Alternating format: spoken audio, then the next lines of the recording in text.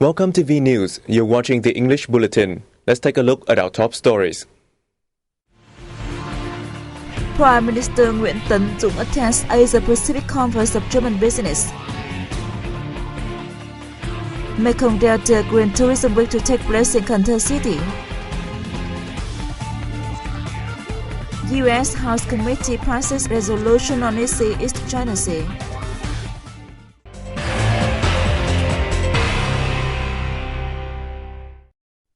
Prime Minister Nguyen Dung has said Vietnam's dynamically growing economy is in need of investments worth billions of US dollars in infrastructure, renewable energy, transportation, seaport development, and other areas, which provides a great opportunity for foreign investors, including Germans. He was addressing the 14th Asia-Pacific Conference of German Business that took place on November 20th to November 21st in Ho Chi Minh City. The conference is the most important event of the German Business Network, with the aim of promoting trade and exchange between regional partners, economists, and politicians. The government leader highlighted the fact that Vietnam is implementing 8 free trade agreements and has already signed and worked on 6 other deals, including with the EU and the Trans-Pacific Partnership. He noted that Germany is Vietnam's largest trade partner in Europe, with two-way trade reaching nearly $8 billion, accounting for over 20% of total trade between Vietnam and the EU. Many German players have been operating in Vietnam for a long time, including Siemens, Daimler, Adidas, Braun, and Alliance. However, he said economic cooperation has yet to meet its full potential and match the sound relations between Vietnam and Germany. Prime Minister Nguyen Dung highlighted that choosing Vietnam as a venue for the conference reflected the German and Asia-Pacific business community's confidence in Vietnam's future development. On October 15, 2014, Prime Minister Nguyen Dung and German Chancellor Angela Merkel held talks in Berlin and agreed on a number of important collaboration orientations, including concrete measures to foster their bilateral partnership. This agreement provides a solid foundation for the successful affiliation between businesses on both sides, especially in areas of mutual strength and demand, including energy, green technology, as well as finance and banking. This was the first time Vietnam has hosted the event, which has been organized biannually in Asia since 1986. Prime Minister Nguyen Dung has affirmed that Vietnam always creates the best possible conditions for German businesses to invest in the country. The Vietnamese leader made the point at a meeting with German Vice Chancellor and Federal Minister of Economic Affairs and Energy, Sigmar Gabriel, in Hanoi on November 21st.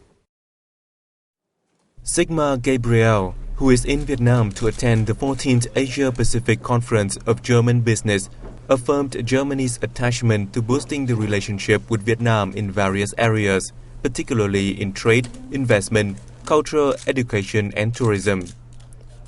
Prime Minister Nguyen Dung noted his belief that the conference will be a success, opening up prospects and opportunities for investment cooperation with German firms in the Asia-Pacific region, including Vietnam. He called for the German side's support for the early approval of the Partnership and Cooperation Agreement, as well as the early signing of a free trade agreement between Vietnam and the EU. Germany is now Vietnam's largest European trade partner, with two-way trade in 2013 reaching nearly $8 billion, making up over 20% of the Vietnam-EU bilateral trade venue. On the sidelines of the 14th Asia-Pacific Conference of German Business, Prime Minister Nguyen Dung met with President and CEO of Airbus Group and CEO of Deutsche Bank.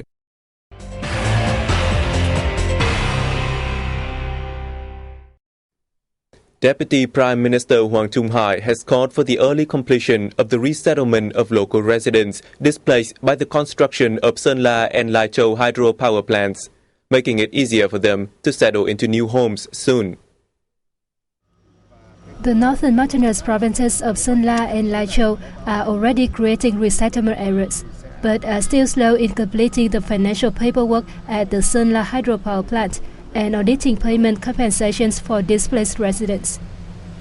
In Lai Châu, the resettlement and site clearance procedures for the hydropower plant are on schedule, with more than 1,380 households relocated and provided with access to clean water and electricity. With the goal of generating electricity by late 2015, Lai Châu authorities requested permission to use $3.5 million from the project's funds to renovate facilities that serve the displaced residents. Deputy Prime Minister Hoàng Trung Hải calls upon the units concerned to conclude a financial report on the resettlement process of the Sơn La hydropower plant, which is expected to come to an end next year. The Ministries of Agriculture and Rural Development, Industry and Trade, Transport, Finance, and Planning and Investment were requested to do their relevant parts of the project's implementation. Party General Secretary Nguyen will pay an official visit to Russia from November 24th to November 26th. We would like to introduce a review of the Vietnam-Russia relations over the past years. Vietnam and Russia have seen a rapid development in bilateral ties in recent years, with their comprehensive strategic partnership growing in a number of fields.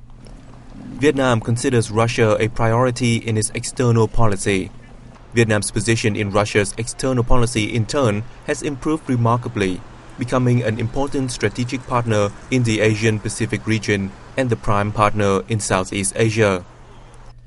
80,000 Vietnamese nationals, including 6,000 students, live in 62 Russian provinces and cities. The two countries enjoy a high level of political trust. President Vladimir Putin's visit to Vietnam in November 2013 and the upcoming Russia visit by the Vietnamese party leader are important milestones in the two countries' relations. Russia's cooperation with Vietnam shows one how diverse our range of bilateral relations are. I hope that within the framework of this visit, both sides can discuss matters on strategic cooperation, strengthen bilateral ties and high-level meetings. As you all know, Russia is currently in a position of being isolated on the international arena. Therefore, General Secretary Nguyen Phu Trọng visit is of great support for Russia politically. Two-way trade reached almost $4 billion in 2013 and exceeded $1.8 billion during the first 8 months of this year. Russia is currently running 92 investment projects in Vietnam with a combined capital of $2.05 billion. Meanwhile, Vietnam is operating 17 projects worth $2.5 billion in Russia, with a focus on oil and gas, as well as banking and trade. Attention has also been paid to energy cooperation. In addition to collaborating on oil and gas exploration and production, the two sides reached an agreement on working together to build and modernize power plants in Vietnam, including the country's first nuclear power plant in the central province of Ninh Thuận. Russia is one of the 20 largest foreign investors in Vietnam. However, I think both the Russian government and businesses have not attached enough importance to cooperation with Vietnam. Russia is interested in the oil and gas fields in Vietnam's continental shelf in the sea, as well as its textile and footwear industries, since Vietnamese products have high consumption rates in Russia's market. On the other hand, Vietnam could also invest in Russia's key economic zones in the Far East region. The two countries also take turns in organizing Russian Cultural Days in Vietnam and Vietnam's Cultural Days in Russia. Vietnam welcomed nearly 300,000 Russian tourists in 2013 and around 270,000 arrivals in the first 9 months of this year. How to foster cooperation between ASEAN and the Republic of Korea was discussed at a workshop in Hanoi on November 21st. The event marked the upcoming 25th anniversary of the ASEAN-Korea dialogue relations. ASEAN and the Republic of Korea initiated sectoral dialogue relations in November 1989. In 2012, two-way trade between the two sides amounted to $131 billion compared with $124.5 billion in the previous year. The figure is expected to increase to $150 billion by 2015. The 16th ASEAN-Korea Summit in Brunei on October 2013 agreed to further liberalize and increase the bilateral trade volume. The workshop was an opportunity for participants to discuss measures to bolster the links between ASEAN and the Republic of Korea, as well as between Vietnam and the Northeast Asian nation in particular in various fields. Accordingly, the two sides will cooperate and provide mutual support in returning peace, stability and security in Southeast Asia and Northeast Asia. The 10-member group and the Republic of Korea will also join hands to address non-traditional challenges such as terrorism, piracy, and food and water security.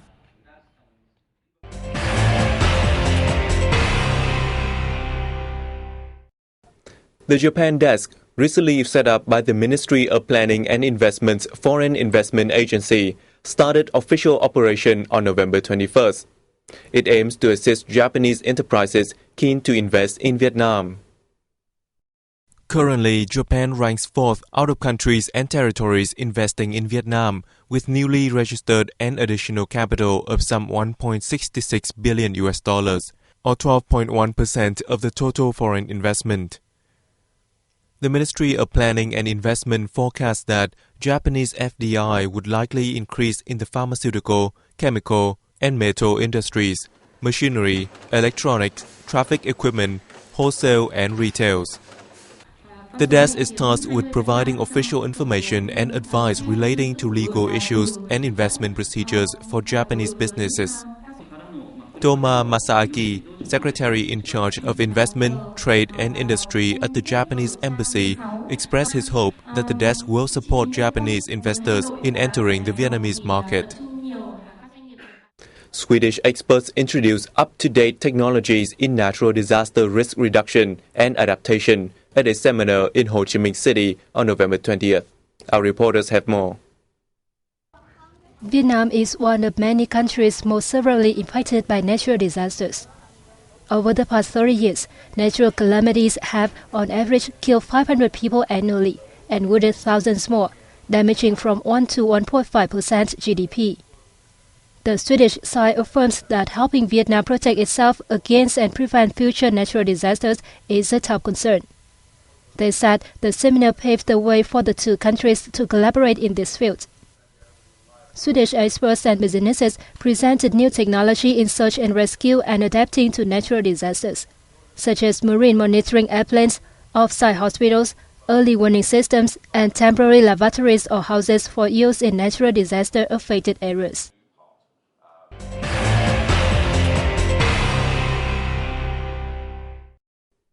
The Foreign Affairs Committee of the U.S. House of Representatives on November 20th passed a resolution reaffirming the need for a peaceful and collaborative solution to maritime and jurisdictional disputes in the East Sea and East China Sea, as provided by the universally recognized principles of international law. Resolution 714, introduced by Congressman Annie Fowler-Mavega, reassures the strong support of the U.S. government for freedom of navigation and other international lawful uses of sea and airspace in the Asia-Pacific region. It condemns coercive actions or the use of force to impede this freedom in international maritime domains and airspace. The resolution urges China to refrain from implementing the declared East China Sea Air Defense Identification Zone, which is contrary to the freedom of overflight in international airspace, and to refrain from taking similar provocative actions elsewhere in the Asia-Pacific region. It also urges the Association of Southeast Asian Nations, U.S. allies and partners, and all claimants to fairly resolve these outstanding disputes, including through developing a code of conduct in the EC. And that has concluded our program. Thank you for watching. We'll see you soon.